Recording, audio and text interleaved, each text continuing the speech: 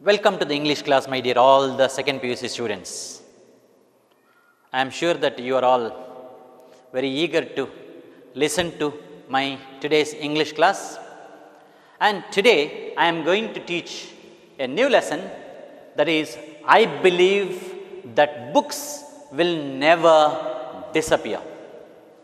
So, written by a great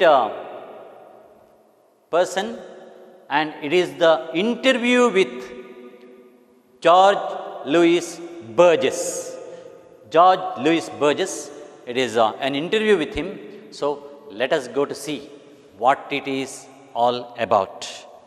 Now, before going to the lesson, I want to just ask you a few questions about, is there any difference between an interview and chatting? What do you say? Is there any difference between an interview and chatting? When I told chatting, I think you liked it, isn't it? Because nowadays we have a mobile and go on, we chat with our friends, with our relatives, isn't it? So, for chatting, if at all another person, when you chat, if he replies, immediately you continue. You don't bother about anything. You don't have a specific time for that. You don't have a specific place for that. You don't have a specific impression for that, or you don't have particular matter for a discussion. You will get that matter at that moment only, and you don't have a goal or anything like that. But when it comes to the matter of interview, these things are important. When it comes to the matter of interview, time is important. What is the time? How much time we can conduct the interview? One, time. Place, where we should have. That place is also very, very important. Anywhere, everywhere we cannot conduct the interview. Where there is disturbance, no. We cannot do that. Place is important. And the impression, when a person goes for an interview, you know how he goes. Top to toe, tip to tip, tip top, he goes for the interview. It may be a particular post or job, or an interview about a certain incident. At the time, you are not going anyhow. There is a system. There is a system when you go to attend an interview or when you face an interview. And there should be a particular matter. Today, some people may ask, I want an interview from you on this topic, isn't it? Topic, matter. Matter is needed there. And there should be what is the reason behind holding this interview? What is the goal? What is the aim? So, that is also important. So, that needs a preparation.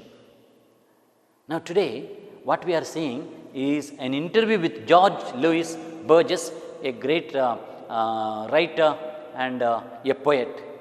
So, I believe that the books will never disappear. He is a part of excerpts. Excerpt means extract from 24 conversations with Burgess. That means the 24 conversations with Burgess, from that this is extracted.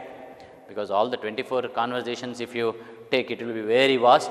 I think the whole book is required, your textbook. So, it is not given full. So, it is an extract from that, from the 24 conversations with Burgess, interviews of George Louis Burgess. By the interviews conducted by his own close associate, was always with him, Roberto Alifano. It is the interview is taken by Roberto Alifano. So, George Louis Burgess is an Argentine short story writer, essayist, poet, a translator. He was an all-rounder. He was very good in that, and he was a very good storyteller. He was an essayist, a poet and translator. Here, he talks about his early years of reading, his early years of reading, his family, his blindness, later on he became blind. So only he could not write at the time. This Roberto Alifano, who was a comrade of him, he wrote many things. After talking to him, whatever his ideas, he put in writing. So we cannot divide these people, because Roberto Alifano and George Louis Burgess. And his blindness, books, poetry, metaphors and literature, all is talks on these matters we are going to learn in this. That means I believe that books will never disappear. Now these many things we are going to learn from this. Next. Now shall we go through this properly? Now first let us in the interview what is asked is about first reading. What is that early reading? I told you early reading, and about his mother also some things come there. So what does he tell about that? Early reading and about his mother. Let us know.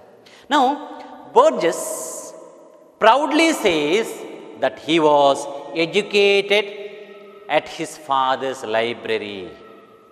Usually I tell you, in our life, the greatest gift for our born children, what we can give is a library. Even I remember when my first daughter was born, first thing I did was I purchased a books of 1,26,000 for the children. And my eldest daughter, she started going through the pictures in the beginning, because children like pictures. In the pictures, these books, and slowly when she learned the alphabets and everything, she started reading those books. And today she has the taste of reading. She reads a lot and she loves to read, and she also likes to compose certain things.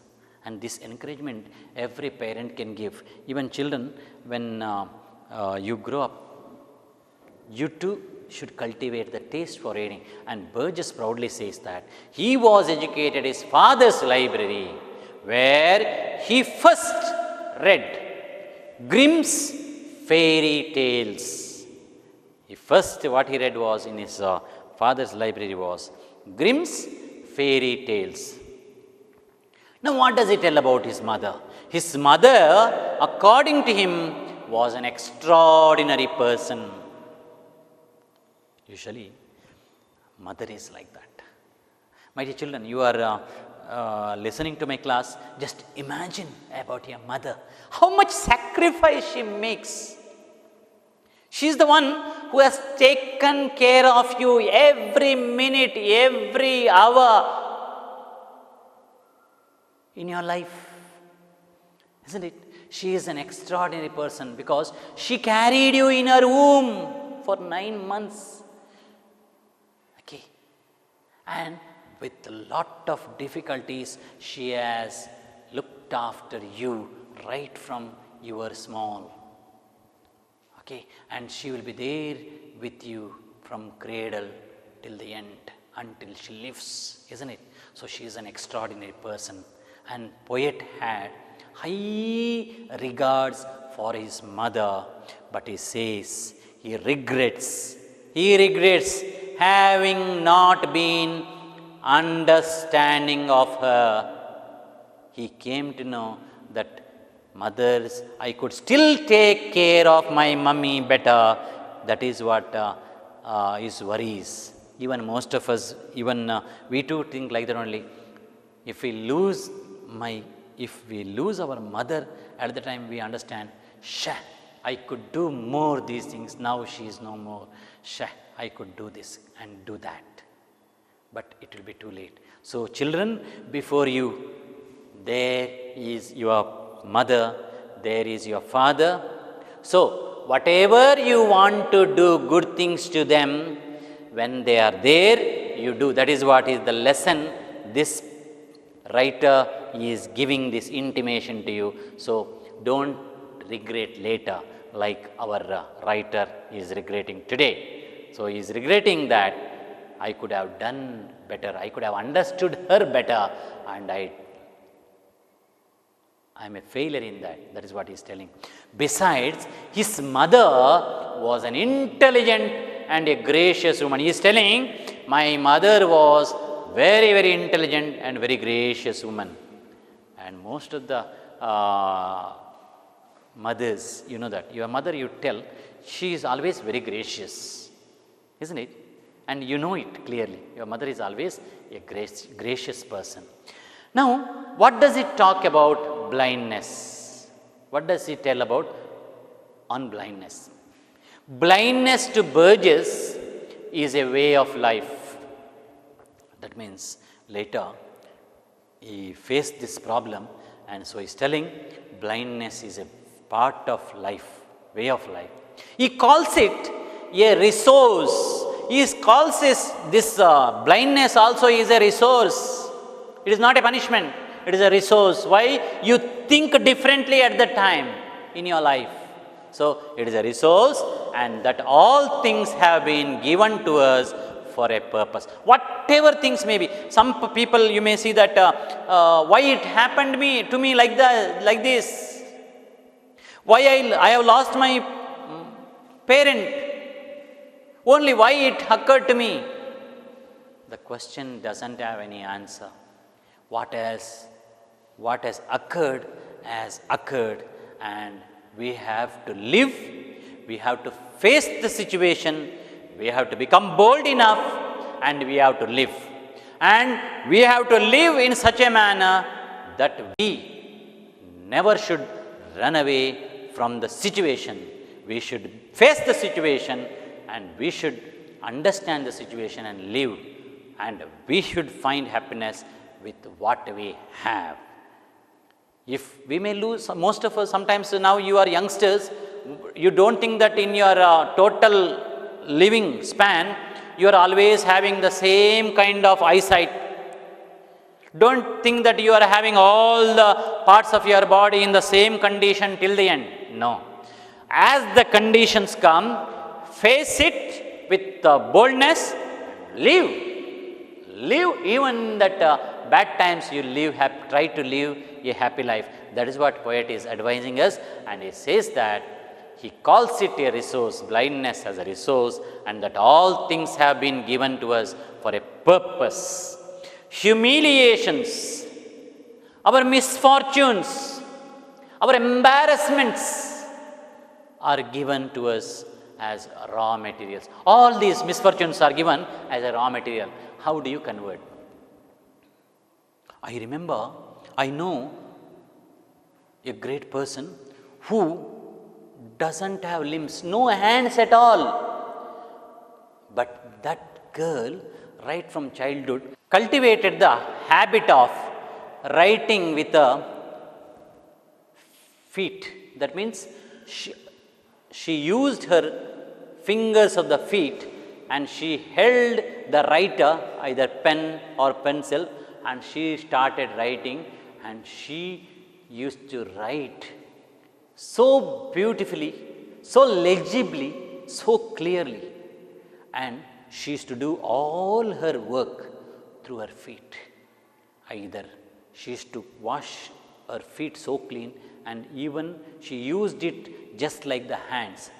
Feet are used like the hands, and she used to eat with the feet only, and she could do all other works of her, and she never liked to get dependent on others. So, that is living with whatever we have, and whatever situation we are there, living happily in that situation.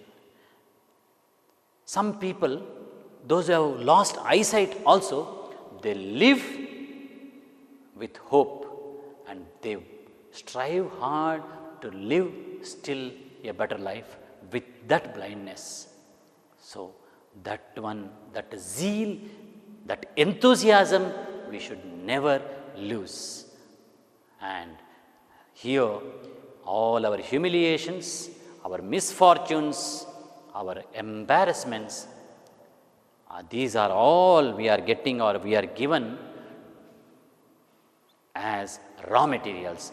We have to make use of these raw materials to shape them to better production, to do something better.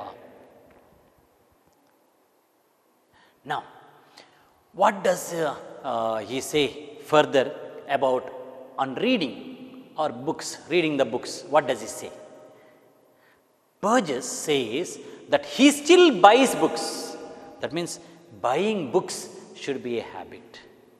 Nowadays, you need not worry because you will get lot of books in the internet.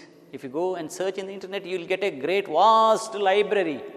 Today, you need not go to a library of the school or college only, but that interest and the reading in the sitting in the library silently and you are getting knowledge, that is a different matter.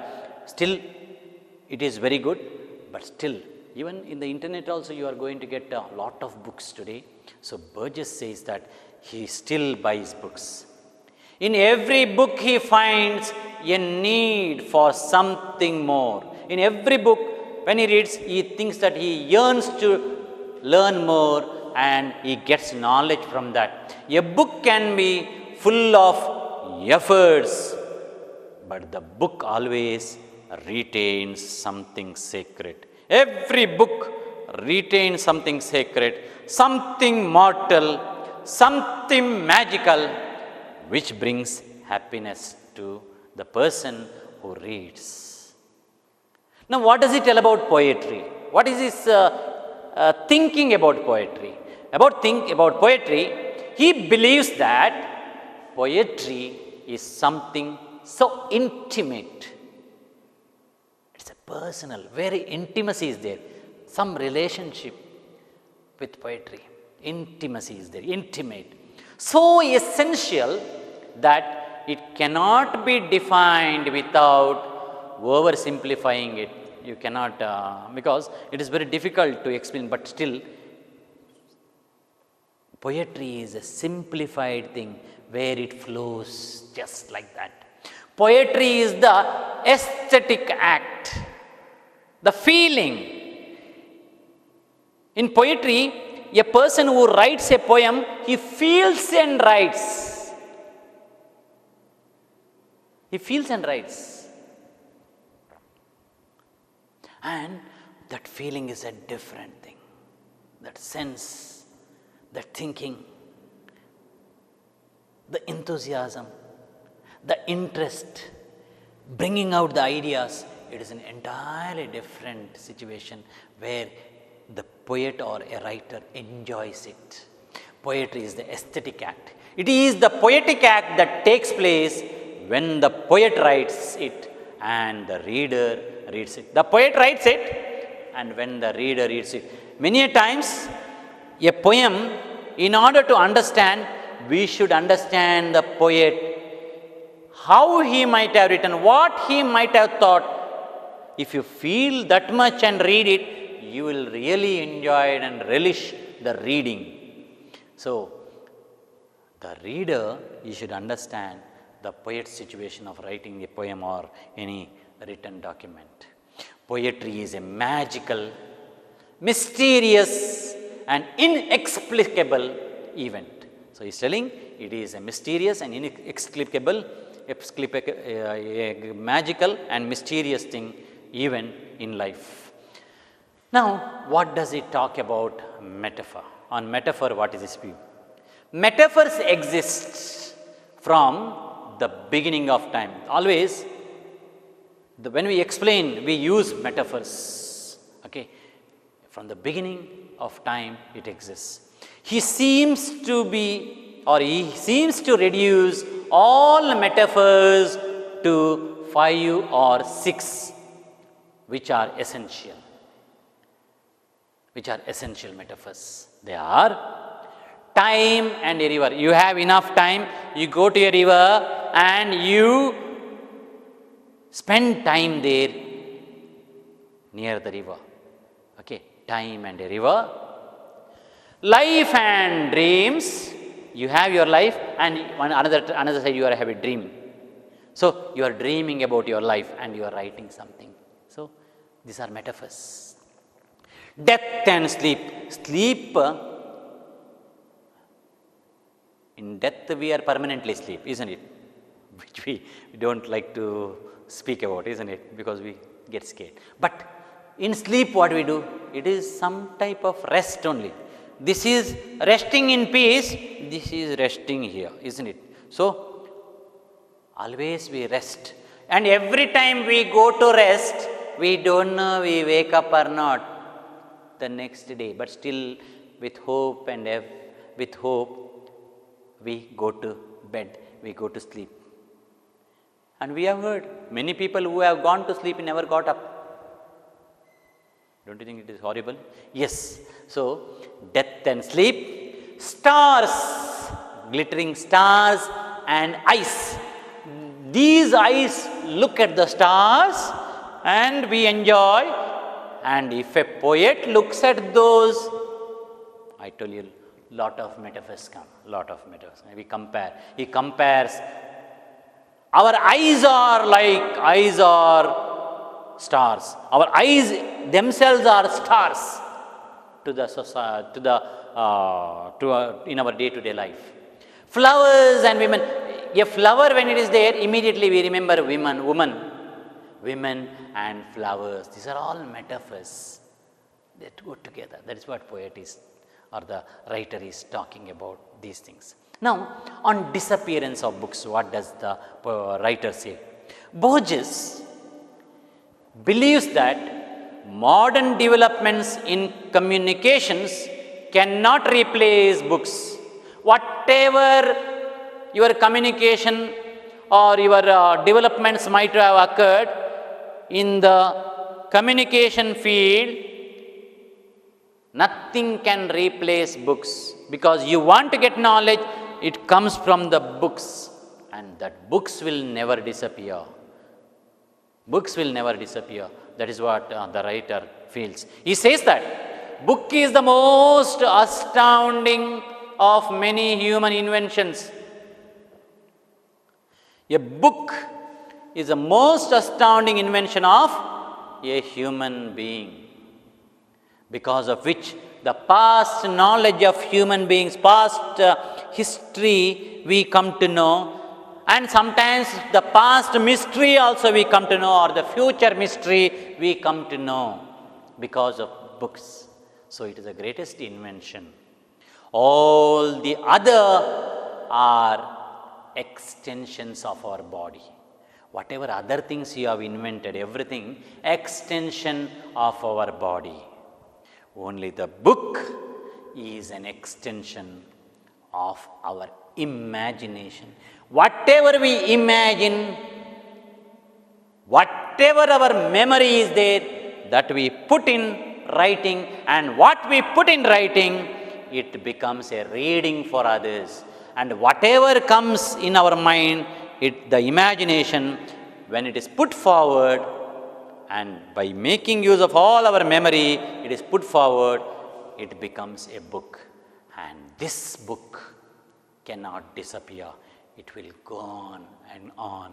And because of that, knowledge of human being increases, and the human being comes to know good and bad. Good and bad. And what does he talk about? Literature. He talks about literature. He says that literature is a dream, a controlled dream. According to him, literature is a dream, and it is a controlled dream. Our past is a sequence of dreams. Our past is a sequence. So many incidents might have occurred. No? So that is sequence of dreams, like slides, one after another. And books are the great memory of all centuries. He says books are the great memory of all centuries. Today, if we come to know all the past because of books, he concludes that if books disappear, surely history would disappear. Today, whatever technology may come, we cannot say that without books we can live. Still, either these books, hardbound books, or e-books will remain, and surely history would disappear, and surely man would disappear if books disappear. So children, this is all about, I have to say, about the great interview of George Louis Burgess. I believe that books will never disappear, and I have dealt the topic in different arenas. Go through this lesson properly.